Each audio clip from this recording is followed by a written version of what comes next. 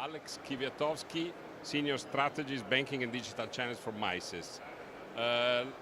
What is the main takeaway from this edition of SIBOS? I think my main takeaway is that compared to last year, it's a little bit more subdued, but perhaps it's a little bit more realistic. So 12 months ago, everything was about blockchain. It was blockchain this and blockchain that. But when you scratch the surface, there weren't too many details about what blockchain really would do in financial services. A year on, we're still talking about blockchain, but perhaps with less hyperbole and more focus.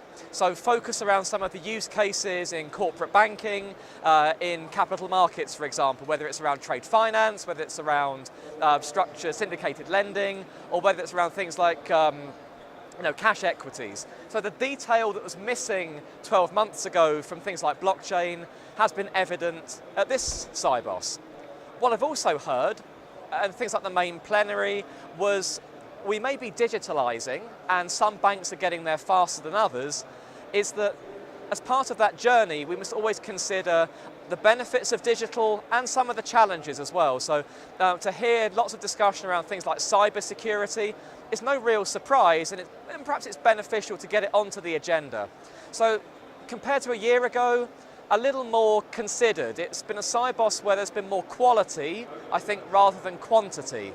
That's certainly what I've seen, but more importantly, what I've heard from our clients and also from our prospects.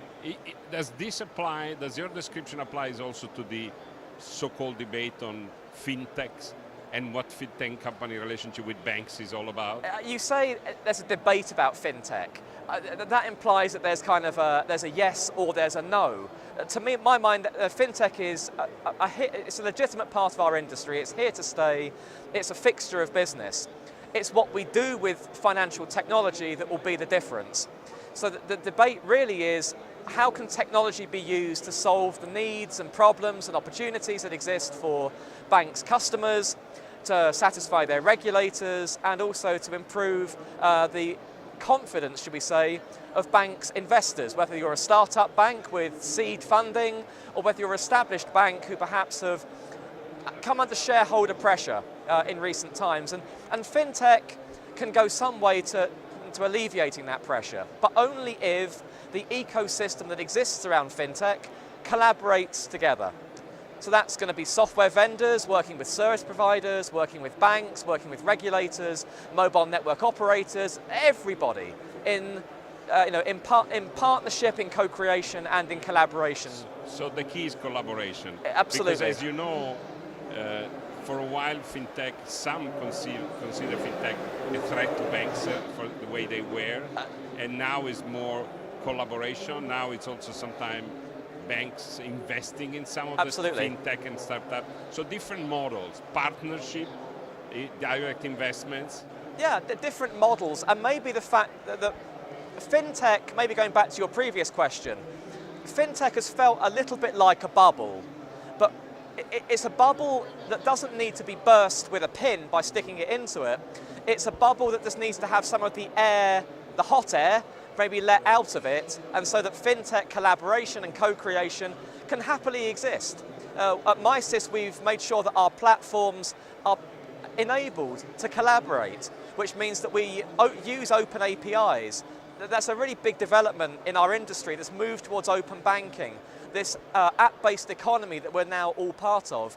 We have to find ways to interact, to transact, to collaborate that are as simple and easy as possible. Fintech enables that. Perhaps we didn't see enough of the detail around that a year or two ago.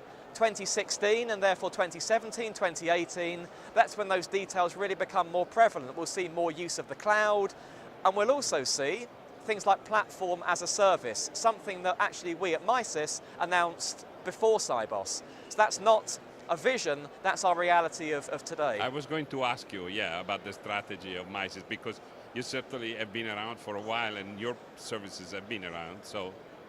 Yeah, we've been around for a while. So we're a fintech. We provide financial technology, but we're a fintech that's 37 years old. We have, I would like to think, a banking portfolio, the breadth and depth, it really is second to none.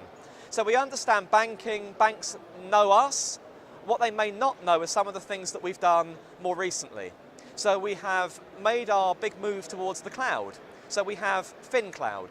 So all of the Misys core products will be on the cloud by the end of 2017.